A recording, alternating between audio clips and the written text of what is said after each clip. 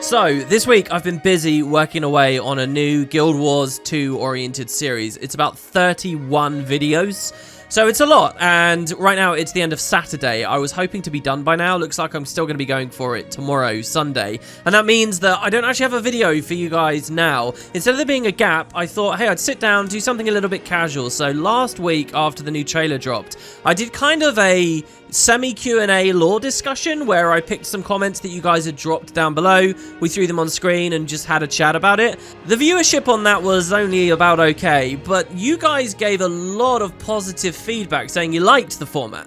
So I'm kind of testing the waters here. I'm going to do the same thing back to back. And we'll have more discussion and more lore chat about the trailer, more responses from the most recent video, and we'll see what the viewership's like there and the responses like there. This could be a cool fun, I mean, it was really fun to shoot as a video, so this could be a fun thing for us to kind of do a little bit more on the regular. And this is really because so many of you guys said you enjoyed it, and we'll see. As long as people watch the videos, then I'm well up for them. So yeah, let's jump back on in with some more lore discussion about the End of Dragons trailer. I do recommend that if you guys are out of the loop, you watch my initial response video to the trailer, and then maybe the previous discussion.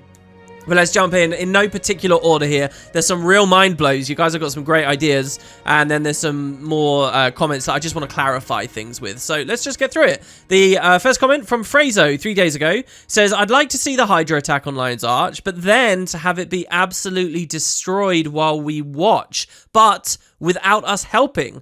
All the people of LA talk about how next time we'll be ready and we won't let there be another attack like Scarlet, so let them prove it to us. Guild Wars 2 Lion's Arch has always been these lawless pirates managing themselves, but they're still meant to be badasses. So you really brought me back to a different time. I remember once upon a time saying the exact same thing. I'm in complete agreement with you. See, when that concept art first dropped was before Heart of Thorns came out. It was on like the Heart of Thorns release page, the official website for it. It was in the background and had some weird markings all over it that made it look scanned in and a bit strange. But it was there as a part of promotional material for Heart of Thorns, and that itself was coming out of the rebuild of LA. So we'd seen LA get destroyed by Scarlet.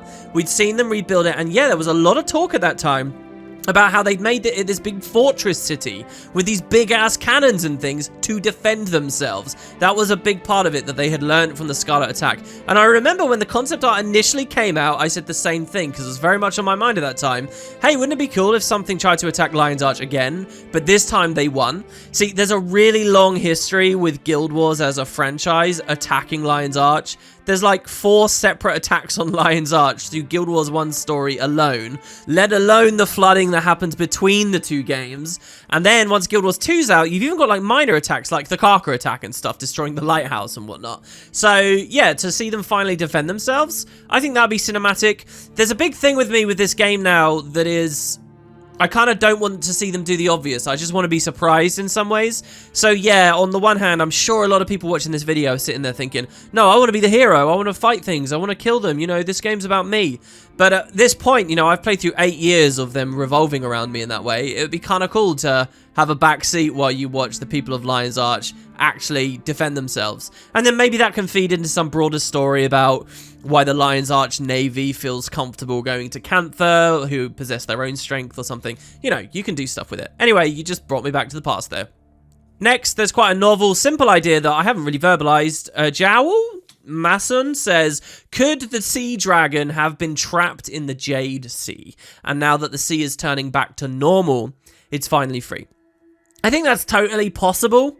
You definitely see some really incredible stuff in the first game of all manner of massive creatures caught by the Jade. In one of the elite missions, there's a cool moment where a boss actually breaks out. I was looking through a lot of Guild Wars 1 concept art for hopefully a cool reason that I'll deal with in a few months' time for you guys, or a few weeks' time. I was going back to Guild Wars 1 concept art last night, and look at this piece here. Look at how incredible this art is. It's of some Canthan environment. It actually looks like Kaineng more than anything else, but it's like all these shops and souks and marketplaces that have been built around this enormous slab of jade with a really creepy, badass looking creature on the inside of it.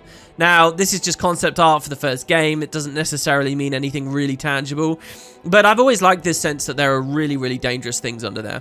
There's obviously the story with the deep and Kanaxai being beneath there and his demons, and maybe you can say, well, look, the franchise doesn't have space for both stories at once. You know, do the Madness Kanaxai thing, or do the Deep Sea Dragon under their thing. But I really wonder, maybe there is space, and maybe this is just a cool thing to do, you know, to tie some of those Guild Wars 1 stories a little bit more tightly into the Guild Wars 2 stuff. Because the more that I think about it, really, and I have been thinking about this quite a lot the past few days, it feels like the Jade Wind should be sort of grandfathered into the story of the Elder Dragons and the havoc they can wreak upon the world. The only downside that I kind of don't like, you know, because they could explain the harvest ceremony, the humans thought was to do with Dwayne, but was actually tapping into an Elder Dragon underneath, the Deep Sea Dragon, da-da, there you go. And this might even explain why Kunavang, one thing that people forget about Kunavang in the first game, is that she actually has an afflicted version, which we associate and attribute to Shiro. But you could actually tweak that story. It wouldn't be a complete retcon. You can say that the people of Cantha 250 years ago didn't really understand what was going on. And you could say that Kunavang had a moment where she was kind of corrupted by the dragon somehow. We all see that the various dragons have corruption of one form or another. That would also be a really nice way for the devs to maybe look at the Altar of Glost, which is, you know, a way that we have for cleansing Elder Dragon corruption, and the devs have, in my opinion, quite foolishly ignored for so long. That's maybe not a duty of the Canthan expansion, but just at any point in the story they should look back at. So yeah, you've got like this idea that was at the Harvest Temple and Kunavang was patrolling it while corrupted. You could totally put the Deep Sea Dragon under there, which would be under the Jade, and it all kind of fits together really well. The only downside I kind of have to this, I don't like the idea of the Deep Sea Dragon being Jade themed. I've sort of had my fill of Jade. I don't know whether this is completely arbitrary or foolish, but I like the idea of it being more watery and more tentacly and more organic and fleshy and so on. I don't really like the idea that it has to be to do with petrification in one form or another. Because don't forget, it's not the Jade Wind was also responsible for turning the forest to stone. And again, I do think that the forest being missing from the trailer might mean that the Ekovald forest isn't in the expansion right now. I'm happy to be wrong about that. Obviously, I'm happy to be wrong. But I really feel like maybe they'll just ignore that, and that'll be a post-Elder Dragon story that ties the Sylvari in and deals with the Wardens and Malik, and we go across the Bandit Bridge in Brisbane Wildlands, and all that stuff happens after End of Dragons. So, I don't know about the whole forest thing, because obviously that's not too Jade-like, but tying all these things together might be nice. And another criticism I have to that is, obviously, if you tie all the stories into the same thing the whole time, it kind of makes the universe feel small, and it kind of undermines the Guild Wars 1 stories to a certain extent. So, I agree that that's a dangerous game to play, but you got to understand, the devs have already done it a bit. In Path of Fire, they kind of quite explicitly talked about how usurping Abaddon and Cormyr Rising was kind of like a catalyst for the earthquakes and the awakening of Primordus and kicking off this whole Elder Dragon cycle. So they've already kind of connected the two games very closely. And what people who'd never played Guild Wars 1 might not realize is that, as far as Guild Wars 1 is concerned, Prophecies, Nightfall, and Eye of the North all feel fairly integrated. And then Cantha's like the odd one out in a weird way. The Factions campaign feels very separate. And deliberately so as well, based on what they were trying to do when they released that campaign. But so maybe this is their opportunity to tie that in with, like I say, a very novel idea from the commenter here. So, nice. Next, we have Nick saying, my issue with the Bubbles is already dead theory isn't anything to do with wanting to fight and kill it. For me, I'd just be pissed that the most mysterious of the dragons that we've all been speculating about for years is just gone and we don't get to see it or hear it or speak anything. I want the spectacle, the reveal of it, like when we first saw Kralkatorrik at the end of POF, and then his whole self at the start of War Eternal, etc. Especially since the Deep Sea Dragon is the most fascinating concept of a dragon to me. I've always loved the whole massive monster from the deep creature concept. So I'm even all for Bubbles being an ally or non-aggressive or something. I just don't want it to get written off and poofed out of the game before we ever get to see it. Maybe Bubbles is even captured and enslaved or used some way and we have to free it because the situation is causing issues with the balance of magic. I just want to see it and learn about it. Alright, so I agree with all of this. I agree that it's been this mysterious thing that many of us have wondered about for a long time, and while we won't get probably every single answer under the sun, I mean, what would that even look like? The Deep Sea Dragon at the moment, you can't even really ask pointed questions about, because its entirety is just like this shroud that you can't really jab into. While I do appreciate that there's a lot of like build up in a sense because of its mystery, just because it's dead at the start doesn't mean you're denied all of these things. Like, look at Path of Fire and Vlast. Now, it was a little controversial, I think, for some people, and there was a bit of critique about the fact that we hardly got to interact with the dragon and he died really quickly. But even with that, the expansion was still able to deliver a lot of story there. In fact, the vast majority of story we get from that character, hearing visions and like actually listening to its voice, is posthumous. It's after they're already dead. So I don't think death is really a barrier or an impediment to getting cool answers. In fact, if I really think about it, what I want is an elder dragon that is like truly gargantuan. And obviously there's a problem with developing an elder dragon that's too big if you also have to animate it and make it move and turn it into a real fight. But if it's dead already, you can take a Path of Fire sized map, like, you know, the Ellen Riverlands or something, and make it a majority underwater map, and strewn across the entire thing is the corpse of one massive elder dragon, still writhing and swarmed with its drowned minions and so on, and you can see all of its tentacles floating around and whatnot. I think that is a mechanism that developers could use to present a truly massive elder dragon. It's a problem they'll come up against with Primordus as well, admittedly, and in that case I do want to see like a really big one and a really big fight at the same time. It's just an idea, you know. I think about Monster Hunter World and how one of the entire maps is dedicated to exploring the rotten corpse of an elder dragon in that game, and I think there's some space for that, maybe. And so you even go on in your comment as well to say the idea that when we get there it's captured or enslaved. I think that works really well as well. What I'm actually more interested in with this whole proposition, and lots of people have talked about it, but what I'm most interested in is the idea that the Canthons are strong. That's it, really. And do they actually have to kill the dragon for them to demonstrate that? No, they could have it subjugated in some way. They can have it pinned down in some way. And hell, when you start thinking about how that would even work, suddenly there's all kinds of magical contraptions and cool creative ideas that come into it. So I'm a big fan of the it's enslaved angle as much as I am it's already dead. I think in the original video I actually said I just like the idea of it being defeated. And in that way, it could still be alive. We still interact with it. I agree. No matter what happens, we need to be able to interact with this thing, see it. Whether that's through a vision, whether it's through fractals, whether it's through a corpse, whether it's for a brief time before it dies or what, I don't know. But it obviously does have to be there. It being dead doesn't mean you never see it or hear it or get its real name. Like, that's just nuts. I would never suggest that. Next, we have a question from Lucas, which I've picked out. There were maybe 5 or 6 of you guys that had a similar comment, and I guess my commentary in the last part was not accurate enough. So just a bit of housekeeping here. I want to be clear about what I was saying.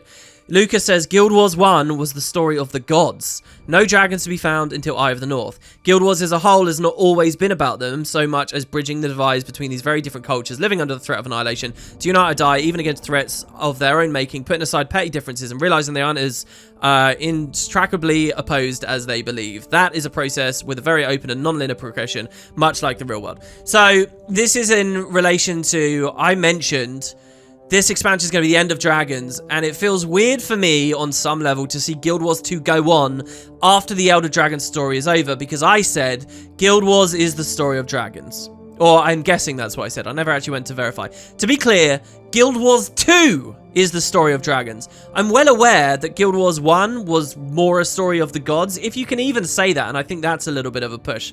I'm saying that Guild Wars 2 as a product really has felt like a story about the Elder Dragons. One of the developers actually went, I can't remember what position they were in, I think they were some of the writing staff, actually did go out and say at one point, I think it was last year, that they see it as the story of magic and the issues with magic, which is also fair. I think slightly less accurate, specifically when you think about the branding with this game and all that stuff. So to me, for the purposes of Guild Wars 2, not the full IP, just Guild Wars 2, the idea of staying in this MMO after the Dragon's over is a weird one. I'll accept it. I mean, there's so many cool things. The Wizard's Tower and Malik and any number of unvisited locations so far that they can do amazing stuff with, and we can have all these new villains. I think the only bumpy part of this for ArenaNet will be to de-escalate the threats. Like, we're at a point with this franchise where it's like, the things worthy of our attention are like universe-breaking obstacles, okay? And once we're done with all of this, presumably we're going to go to a bit of a lower stakes scenario, and they need to make those lower stakes still feel important instead of people getting bored and leaving because it's like, you know, oh, what's the point of the 2025 story? It was so much more sincere in 2020 when we were in End of Dragons or whatever. You know, they have to be careful of that. I think there's ways through it though. I think the game does have space, but it just feels like Guild Wars 2 is about dragons. And also, I do just want to say, I do not believe that Guild Wars 1 can be broadly categorized as a story about uniting or dying. I don't see that necessarily in the Prophecy storyline. There's a little bit of that with, you know, Rurik decides to find the help in the Crichtons, who are their old enemies and so on. But that's more of a more twist and turny kind of story that ends up being about betrayals and so on at multiple levels. Factions has some vague themes and ideas about uniting the Kurziks and Luxons that don't even really matter as the story goes along in a way. And Nightfall definitely has that idea of like that a Sunspear never fights alone, blah, blah, blah, and trying to get the help from the Vabians. But really, that's more of a story of loneliness and isolation, I think, in a lot of ways. If you look at what happens to Cormyr and how few of us actually make it into the Realm of Torment in the end. Yes, Eye of the North has those ideas, but Eye of the North was all about setting up Guild Wars 2. You can't count that. That's the whole point, you know? Eye of the North is a mini version of Guild Wars 2. Let's get the Norn, the Asura, and the Char and the humans together to deal with this new threat. That you know, that's a small encapsulated version of the later MMO. And besides, I think these are different things we're talking about, aren't we? There's like a theme and there's certain ideals in the work, but that doesn't mean that that's what the plot has always been about. To me, the plot has always been about the dragons. So Emma here has a nice long comment. I'm only really interested in the start. I would read it all, but I've got a few more I want to get to.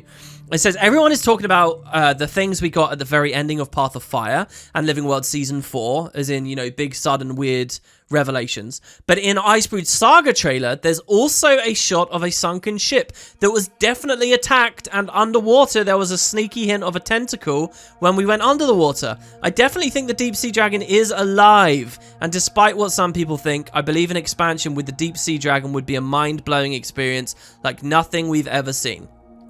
So this is a great observation, and it kind of reveals to me my own foolishness.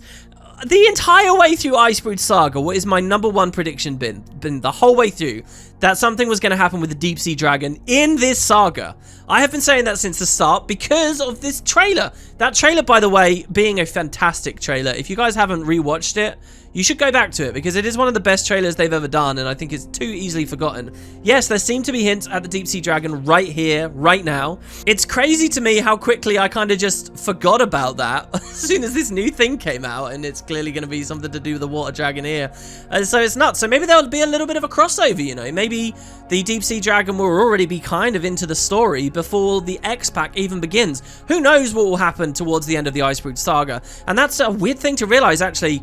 Guild Wars has never been in a place like this where so much of a remaining season is yet to be untold, and we're predicting the next X-Pack. I mean, Path of Fire did have all those big leaks, admittedly, but those aside, you know, you're talking about what the studio actually tried to release to us.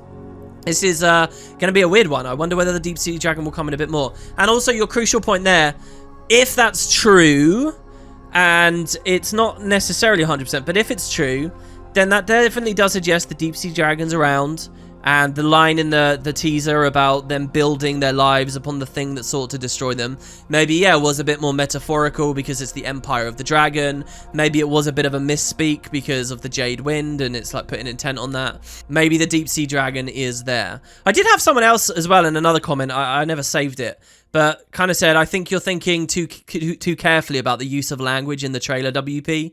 Maybe it's just like a slight mistake with the whole intent thing. Listen, guys, they will think long and hard about exactly what they write in the trailer and why and how, okay? They will deliberate that stuff very carefully, and I think it's only fair that we in the community pay it as much close attention to. Have you ever seen any of their streams after a patch comes out and they talk about what they've implemented? Like, the devs go really deep on how they think the community's going to interpret and understand what they've done. I'm sure they thought carefully about the use of language in the trailer, I'm sure.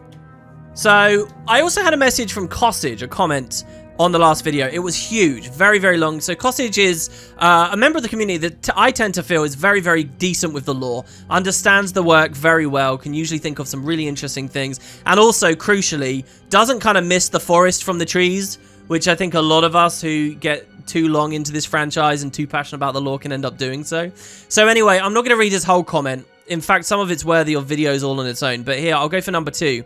Regarding Mother, I wonder if the writers might be thinking of Dragon, a spirit of the wild, which Sons of Svanir mistake Jormag as. When we chat with the Norn Skuld, we get this curious conversation. Skuld says Raven is one of the spirits of the wild. He's the natural embodiment of all ravens. There are many spirits, but I personally follow Wolf. Wolf teaches me to appreciate my pack. And the player says, is there a spirit for every animal? And he says, there is, or used to be. Some spirits die, like Owl. They're actually great beings, and they can die. All owls became weaker and more confused when their spirit was killed.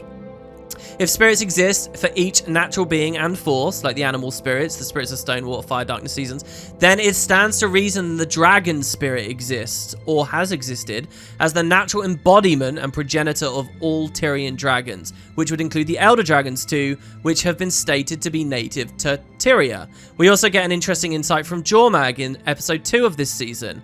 The Whisper says, I understand why you want to silence me, but you must listen for Tyria's sake. For thousands of years, I've watched this broken system consume entire civilizations. But it was not always this way. You, Aurene, and I, we can save this world, preserve it. Now, quick sidebar from me. Remember, we can never be sure of exactly what Jormag is saying. That's the beauty of this saga. But if that's true, Jormag's words suggest that the Dragon Rise cycle was not always so devastating. Perhaps in the mythic past of the Elder Dragons, or even multiple glories of dragons, acted in concert with their mother dragon, until the Six betrayed and killed her in their lust for power as they got addicted to magic. Also, Tom Abernathy confirmed that the mother line, and at the end of the last season, where he said, I hope you never have to do what I do, Tom, who is, you know, the narrative lead, I think, at the moment, he did say, look, that's in reference to Kralkatorrik killing Glint, not necessarily Kralkatorrik killing his own mum. But, you know, both could still be true. All right, so this comment, I think, is fantastic. And I'm sure a lot of you guys are nodding along. I don't know whether I agree with every little specific that Cossage has laid out here. But I genuinely do think, seriously now, that this is the spirit of the story, of the story that they're going for. Think about this, guys. We're currently in the Icebrood saga, which has spent a lot of time, yes, talking about the Norn, but more precisely has made lore about the spirits of the wild more concrete. The spirits of the wild have obviously been introduced to us since launch Guild Wars 2. They've done a lot with them, even a bit back in Eye of the North. But we never really got a good sense for how tangible and how genuinely real these spirits were, and that they are actual functions of the planet. But now, episode after episode in the Icebrood saga, we are interacting with them in a very, very real way. You can see that they are actual things. And yeah, I think it makes sense to me, 100% sense, that the dragons, whether that be lesser dragons like Kunavang, like Glint, like Owlbacks, whatever, Salt Sprays, or, you know, even Drakes and so on, or whether that be elder dragons, or, you know, maybe there's spirits for each kind, I'm convinced that they had a spirit of the wild that represented them. And what's particularly genius about Cossage's message here is that dialogue about how after the owl died, all the other owls became weaker and more confused. And if you think about it, if there was this great mother spirit that kind of tended to, in a certain way, all these dragon species, it dies through some circumstance. Now, I'm not going to say that that's the Six we know betraying it or anything like that. It could be any number of stories there. But that spirit is now out of the picture. It's fallen, it's corrupted, it's gone, whatever you want to say. And it left all of the existing dragons in disarray and unable to empathize with the plights of mortals or whatever. And so the cycles begin. And there you really do have a story about the origin of elder dragons. And it's very much tied to this idea of the spirits of the wild, which is why we're learning so much about them right here in the Icebrood saga before they're looking to wrap up the whole idea of the elder dragon storyline. I think this is a really good idea that I find extremely convincing. And then the only question becomes, all right, so is it Mother speaking in the trailer? And if so, how is she, like, still around but not around? And maybe this is a question of she's fallen, like we see some of the spirits of the wild in this saga, or she's in the mist or something. And, well, we could get into that a little bit. But the idea of fixing the Elder Dragon cycle suddenly is not this tedious process of finding 6 dragon replacements. It's the more simple process of reinstating the dragon spirit of the wild, as the Norn would refer to it. And maybe the deep sea dragon can help us do that. How Jormag's current ambitions tie in with all of that, well, that will be a bit of a ride to see, won't it? Very cool. 2 other little observations from me on this is first, you've got to think, if this is all about going to become about like the spirits of the wild or some such, if the devs are clever, they might find a way to associate all of this with what the ritualists were doing in Guild Wars 1 Cantha. There's actually information that the magic ritualists were using like predates the magic that the gods gave to humans, therefore might not be of the same cycle.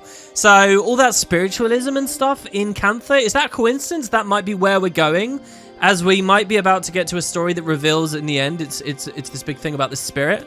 And another thing to think of as far as spirits are concerned is, remember, in the Orient waters in vanilla, now if you watch the footage of the background closely, you should see them, there were like those spirits of like emptiness and of like abundance and stuff, or sorrow, if you remember those. And their meaning has never really been fully laid out, but I guess it's interesting that they're underwater. Don't forget, this is in the same region of the world with the Pyrite Peninsula, which is probably an Elder Dragon corpse, as revealed by the end of Season 4 and Krakatorik's death. There could be a lot going on in Ore that we just hadn't really thought enough about. Now, I almost feel like I could end the video there, because that's such a cool thing to chew on, and I want a lot of comments about that. But I did get a couple more. First, there's this comment: the end of dragons could mean the end of the royal bloodline.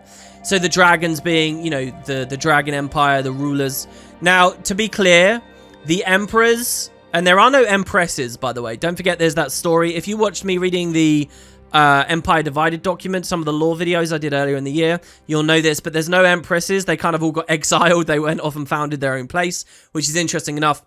But it's important to know that they're not like the Dragon Emperor. They're actually like Ascendant Emperor more than anything else as a title. But I think this could still kind of work. End of Dragons just meaning that, and the Elder Dragon storyline goes on. Maybe. Don't forget that as much as it's End of Dragons as the title, the tagline is "The Cycle is Reborn," which suggests that there will still be Elder Dragons and a cycle and so on after this is all said and done.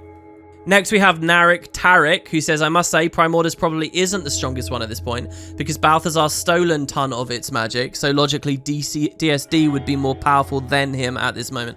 I think you're taking the idea of, like, the power dynamics and how much magic is siphoned and stuff like that, like, way too literally. I just like it as, you know, more of a storytelling device. They can justify it in any way that they like, that Primordus ends up the strongest as the last one that we potentially fight or whatever. It's just an easy fit that he woke up first and he consumed however much magic. I think this is a really kind of silly thing to say, because you could consume how much magic over how many years, and then Balthazar siphons for a few seconds, and now you're just deciding that that was enough to undo any kind of head start he had. It's just, you know, we don't have to think so concretely about all of this. But also, you do need to consider, we defeated Balthazar. Yes, using one of his own relics, but still in fairly standard combat. I don't think that he really was anywhere near to the power that the Elder Dragons had been absorbing for themselves over 250 years. But I do appreciate Primordus did lose a bit of strength there for sure. Man, that Flashpoint patch in Season 3, that was a crazy patch. One comment here that just adds a little note to the list of stuff. I saw some of you guys saying, oh, I'm done with the gods. I'm not that interested. I'm not that interested in Lissa. I appreciate that. I hope you can appreciate that. I'm a big fan of Lissa and I want her in the expansion, damn it. Look at this from Andre Mosley. Beautiful. Lissa was the goddess of water and beauty, a twin goddess. And what do we see? Twin dragons. Twin underwater dragons in the logo. I mean, that's a whole other world of speculation that we would be going down there to try and tie these two together in some way. Someone else had an interesting comment that they believed when Abaddon took water, that he kind of became a puppet of the deep sea dragon almost, which led him to doing what he did. And then Cormyr took it, but got rid of it really quickly and remained the goddess of truth. And now Lissa has it. So maybe Lissa is somehow in allegiance with the deep sea dragon, is my kind of thinking along those lines. But somebody did comment on that. Maybe there was something going on with both Cormyr and Abaddon to do with this dragon as well. I would warn people to not get too tied up in the elemental associations of the dragons and the elemental associations of the gods. As we've seen many times in the past, it's felt kind of superficial or irrelevant and maybe doesn't mean very much.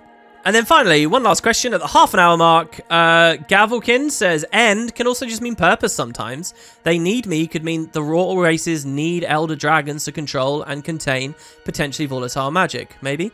I mean, yeah, that's a pretty bland thing to say, honestly, but you might be right. And it's an interesting twist on the title for the X-Pack. We know that ArenaNet like to do their twist titles. So in this case, the end of dragons, it's kind of like the title is actually saying the purpose of dragons or the meaning of dragons, which I actually kind of really love as an expansion title as well. So let's say that is that. Why not?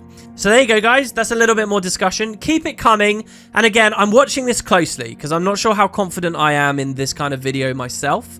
So we'll see what you say and we'll see what the viewership is and all that kind of stuff. And then maybe we can go on with it as well. There's a lot of days where, because I like to prep things out in big bulks before announcing it to you guys, just so that I'm confident I have it done and I don't abandon it halfway or whatever.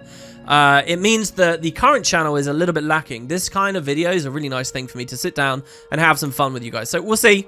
Thank you all for watching. Once again, can I remind you all that in the description is a link to our Discord. So if you want to chat more about this in real time, if you want to, you don't have to be in the in-game guild or anything. You don't need an account. The more the merrier. Obviously, I've been away for a while and I feel really terrible that the community on Discord will have obviously shrunk a bit because I'm away. So the more the merrier. I'm really trying to push people over there right now. And what better to do right after the end of the video here. So thanks, guys. That's just in the description. And until next time, let me know what you think. Have a good one, everyone.